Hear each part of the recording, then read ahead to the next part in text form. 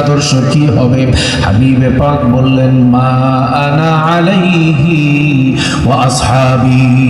হাবিবে পাক বলেন, শোনো রে, যেই মানুষগুলো আমি নবীর সুন্নাত মোতাবেক চলবে, আমার সাহাবাদেরকে বাদ দিবে না। আবু বকরের জিন্দেগি, ওমরের জিন্দেগি, ওসমানের জিন্দেগি, আলীর জিন্দেগি, আমার সাহাবাদের আদর্শের ইত্তেবা করবে, অনুসরণ করবে। যেই মাসলার বর্ণনা, যেই মাসলার আলোচনা সরাসরি কোরআনে নাই, যেই মাসলার সমাধান সরাসরি হাদিসের মধ্যে নাই, যেই মাসলার সমাধান সরাসরি কোরআনে নাই, যেই মাসলার সরাসরি সমাধান হাদিস থেকে পাচ্ছে না, এই মানুষগুলো দেখবে এই ব্যাপারে আবু বকরের আমল কি পাওয়া যায়, ওমরের আমল কি পাওয়া যায়, ওসমানের আমল কি পাওয়া যায়। যদি আমল পাওয়া যায় কোন সাহাবী, এই মানুষটা আর অন্যদিকে ফিরে তাকাবে না। আল্লাহর নবী বললেন, যে ব্যক্তি আমার সুন্নতকে মানবে, আমার সুন্নতের ইত্তেবা করবে, আমার আদর্শের ইত্তেবা করবে, এবং সাথে সাথে আমার হাতে তৈরি সাহাবাদের জামাত, তাদের আদর্শকেও যারা মেনে চলবে, আমি নবী ঘোষণা দিলাম তারা হবে আহলে সুন্নাত ওয়াল জামাত, তারা হবে জান্নাতি। সুবহানাল্লাহ। জান্নাতি হওয়ার জন্য, আহলে সুন্নাত ওয়াল জামাতের অন্তর্ভুক্ত হওয়ার জন্য শর্ত হইল দুইটা। কথা বলেন, শর্ত হইল কয়টা? এক নম্বরে ইত্তেবায়ে সুন্নাত, ইত্তেবায়ে নবী, আর দুই নম্বরে ইত্তেবায়ে সাহাবা। কেউ যদি বলে আমি নবী মানি, সাহাবা মানি না, জান্নাতে যাওয়া যাবে না।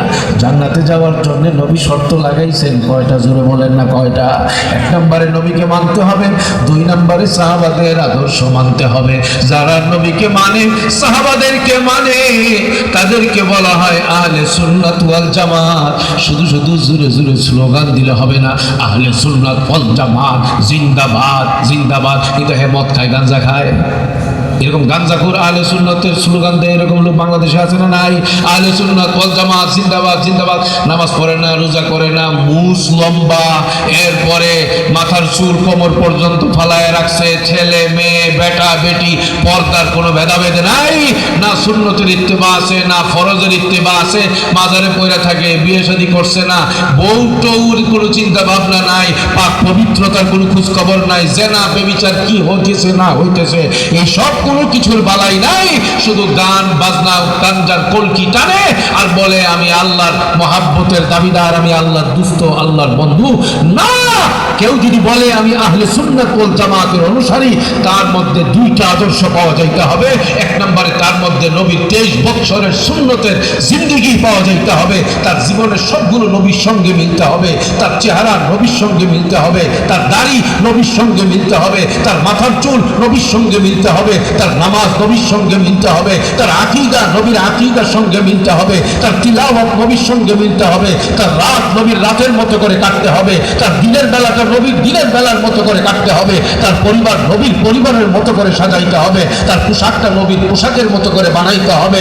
তার জিন্দেগির পরতে পরতে নবী কেমন ছিলেন, নবীর কথা কেমন ছিল, নবীর আখলাক কেমন ছিল, সেইভাবে করে চলতে হবে। আর যেই জায়গায় সরাসরি নবীর কোনো ফতোয়া হাদিস পাওয়া যাচ্ছে না, সাহাবাদেরকে মেনে মেনে চলতে হবে।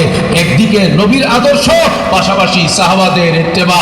এই দুই আদর্শের সমন্বয় যাদের মধ্যে পাওয়া যাবে, তাদেরকে বলা হবে আহলে সুন্নাত ওয়াল জামাত। আল্লাহ আপনি আমাদের সকলকে এই নুরানি জামাতের কাতারে শামিল বানায় দেন, আমিন।